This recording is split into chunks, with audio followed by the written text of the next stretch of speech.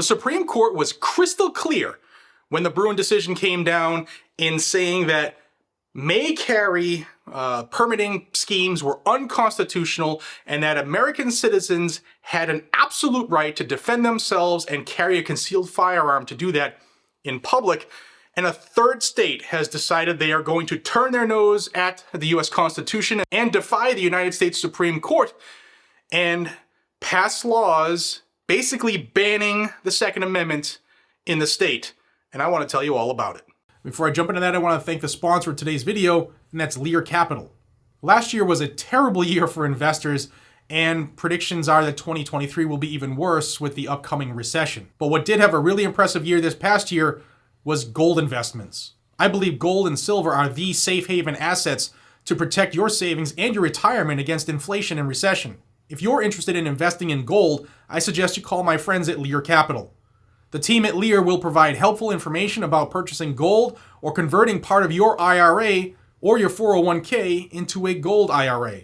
There are a lot of gold companies out there to choose from. It can be confusing. I chose to do business with Lear Capital because not only are they the best around with over 25 years in business and thousands of 5-star reviews, but they also have a 24-hour risk-free guarantee where you can review your investment for 24 hours before committing to it. You can learn more at leargg.com or call 1-800-260-5075. Thanks to Lear Capital for sponsoring this video. Guys and gals, last night I was sitting down having a sipsy of the Buffalo Trace. It's just off the screen there. I'm really starting to dig Tennessee. I really am. This place is cool. It's so nice to be in a free state. But I was sitting down, relaxing, and doing some homework, looking around the country, see what was popping. And Maryland's two bills that we've been watching. One is in the Senate, SB1, and the second is in the House, HB 824. And they made it through the legislature late yesterday evening, and the governor has said he will sign them. So I'm going to tell you about these bills because they are a violation of the Constitution in direct defiance of the United States Supreme Court. And it's the exact same thing that two other states have done and that have already been ruled unconstitutional and are currently in the judicial process of being struck down. So Maryland said, you know what? We want to join the crew and get slapped down and waste taxpayers' money and try to violate people's rights.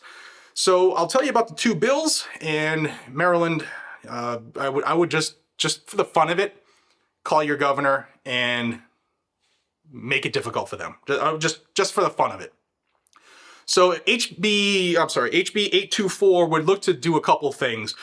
Raise the fee for the permit, the initial issue, from $75 to $125. So it's making it more difficult for people to get a permit, especially those who might not have $125 to put aside. Times are tough, and they're only getting tougher. And then it increased the amount of hours for training required, government-required training for your right. So understand that. And it's up to 16 hours and includes live fire training as well. And then renewals, the cost would go from, I wrote it down somewhere because it was weird. The renewals would go up to $75 for a renewal, which is an increase as well, and an additional 8 hours of training every time you renew.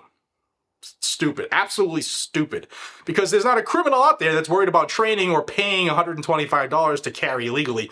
And no major crimes have been committed by people who go through this process to be law-abiding gun owners, because why would they do that if they were going to be criminals, right? Stupid. Makes no sense, and the groundwork in which they're building that on is flawed anyway. Doesn't make sense. The second bill, SB1, is the whiz-banger. The whiz-bang, the bad one. It looks to make carry illegal. So first off, Maryland was a May issue, right? And it was really tough to get permits. Bruen decision came down, struck down. Actually, they proactively changed their law just after the Bruen decision, Maryland did. But a couple people were able to apply for permits and get them. And then Maryland's passing this law now to make those permits basically worthless. Public places, publicly accessible buildings will all be off limits. Gun-free zones, because 98% of all mass shootings occur in gun-free zones. So if we want to stop mass shootings, we should create more target-rich environments. Makes sense for Democrats, right? Because that's what's going to keep them in power, is panic and emotions. So it would make, I got a list of the places actually, because it's kind of comical. So all of these buildings, all these locations would be gun-free zones, and some of them, it wouldn't even matter if the owner expressly gave permission, like, because the state's telling property owners what you can do and what you can't with freedoms, okay? So building owners can grant permission in most publicly accessible buildings. However, places like this, not so much. Schools, healthcare buildings, government buildings, power plants, alcohol or marijuana retail establishments, stadiums, museums, amusement parks, racetracks, and casinos are gun-free zones regardless of what the owner's intent is. They don't even get the right as a property owner and an American who has freedoms to make their places accessible to Americans with freedoms. Germany, anybody? All right, so now, like I said, they're following the steps of New York, New Jersey, where it's either 5 or 6 times judges have ruled that these restrictions, these infringements are unconstitutional, violate Bruin, violate Heller, and thus struck down. There were a couple preliminary injunctions that were issued. Then the Second Circuit U.S. Court of Appeals got involved because they're anti-gun ass clowns. And then the Supreme Court had to smack down the Second Circuit saying, hey, you need to either expedite this or give us a reason because you can't just do things the way you did. So now New York, there were 5 cases heard the same day. We're expecting to hear something soon. New Jersey is following suit as well. Maryland just threw their hat in the ring and said, you know what? Screw the Constitution, screw Americans' rights. We want to be our own tyrannical place, and the governor will sign these bills. Maybe even as early as today. Now, if you live in Maryland, you're probably saying, well, when does this take place? October 1st of 2023, once they're signed. Yeah, I would call the governor's office. I'll put a link, put the information in the description so you can get the phone number of the governor. And I would just, make their phone line answerers very, very busy. Very busy. Remember, don't say things that could potentially get you red flagged or targeted, stuff like that. But as a freedom-loving American, you should always make yourself vocal when those who are elected to represent you, I get the game. Everybody's like, they don't really. I get it.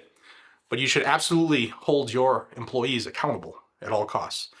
Let me know what you think down below. And if you are into the Second Amendment, then subscribe to Guns and Gadgets. I try to do multiple videos a day, even when I'm traveling across the country and moving in the process. So check it often. Hit that subscribe button down below. And until we see each other again, be safe, stay vigilant, and carry a gun to keep you, your friends, your family, your community safe. Because our rights are our rights. They are not given to us by government. They cannot be taken by government unless they really, really want to stack up. And I don't think they do. So I'll see you all in the next one. Take care.